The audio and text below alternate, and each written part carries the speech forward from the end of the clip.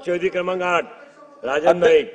अध्यक्ष महोदय, लक्षवेधी क्रमांक 8 अध्यक्ष महोदय वितरित केल्याप्रमाणे।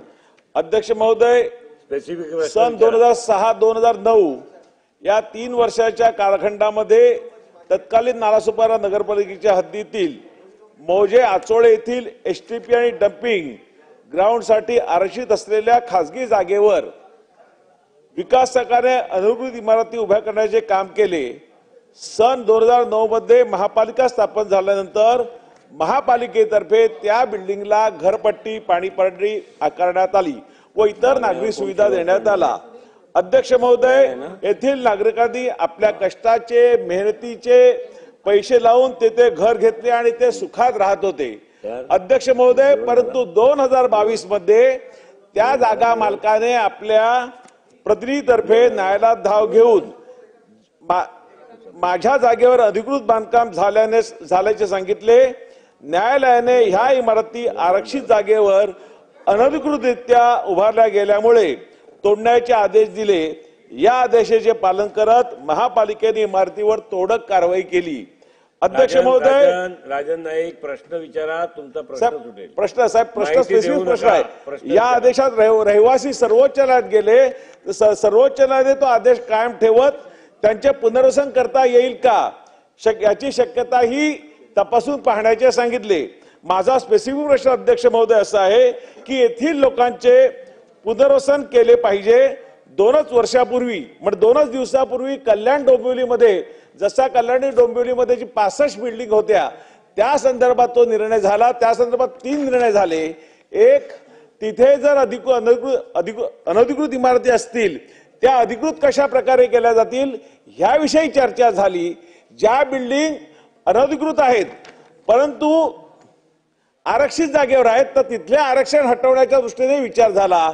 त्याचप्रमाणे ज्या जमिनी, ज्या बिल्डिंग तोडता येणार नाहीत, इल्लीगल पण तोडता येईल, तिथे पुनर्वसन कसं करता येईल ह्या दृष्टीने विचार झाला। त्याचप्रमाणे माझ्या नालासोपारा मतदारसंघातील हे जवळजवळ 2,500 कुटुंब आहेत, त्याचाही विचार पुनर्वसनासाठी करण्यात यावा ही एक माझी आग्रही मागणी आदरणीय मंत्री महोदयाकडे राहील। धन्यवाद।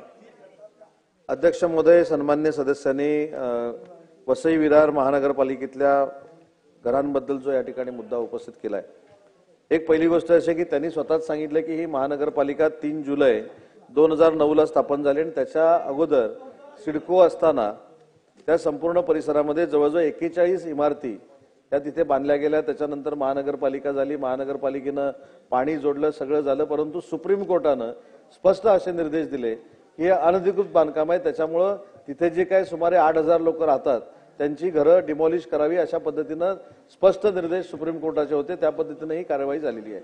परंतु सन्मान्य सदस्यांनी जे उदाहरण दिलं ते उदाहरण आणि हे याच्यामध्ये जमीन आसमानाचा फरक आहे। याच्यामध्ये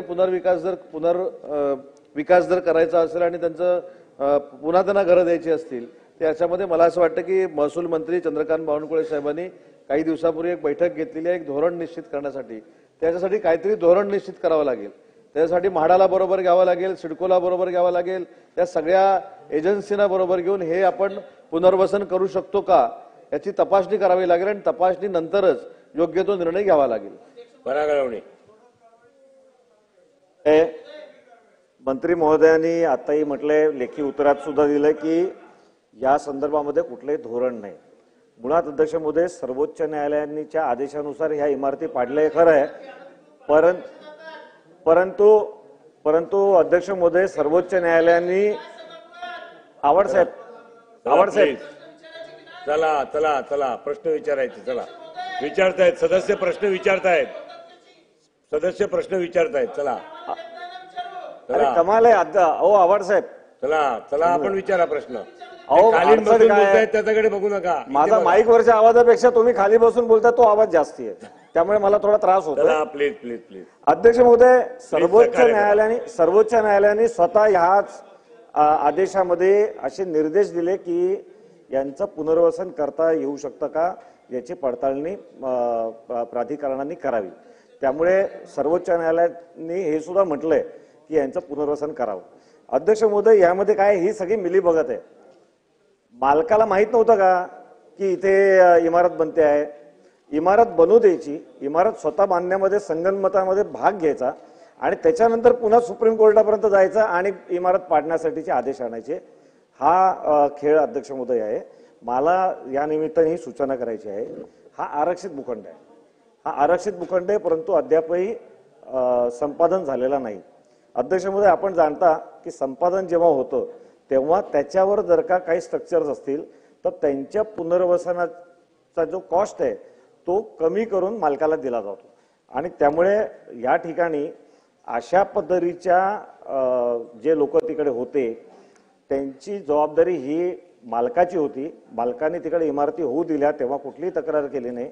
आणि त्यामुळं पहिला प्रश्न की ह्या भूखंडांच्या संपादनाची कारवाई शासन करणार का, नंबर 1. आणि नंबर 2, ते संपादन करत असताना मालकाकडून हा पुनर्वसनाचा खर्च वसूल होणार असल्यामुळे या बाधित लोकांनाच पुनर्वसनाची जबाबदारी सरकार घेणार का आणि त्यासाठी धोरण बनवणार का? महोदय, मी सुरुवातीला जसं सांगितलं की यांचं जर पुनर्वसन करायचं असेल तर याच्यासाठी एक धोरण बनवावं लागेल.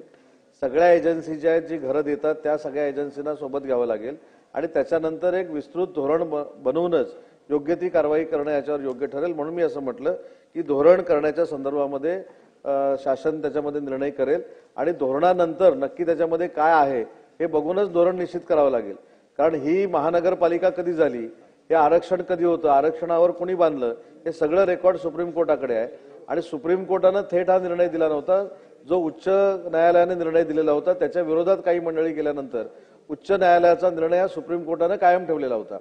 आणि त्याच्यामध्ये पुनर्वसनाच्या बाबतीमध्ये सरकारनं असं म्हटलेलं आहे की पुनर्वसन करण्याच्या दृष्टीमध्ये योग्य तो निर्णय हे घेणार आहे, परंतु ते धोरणच नाही.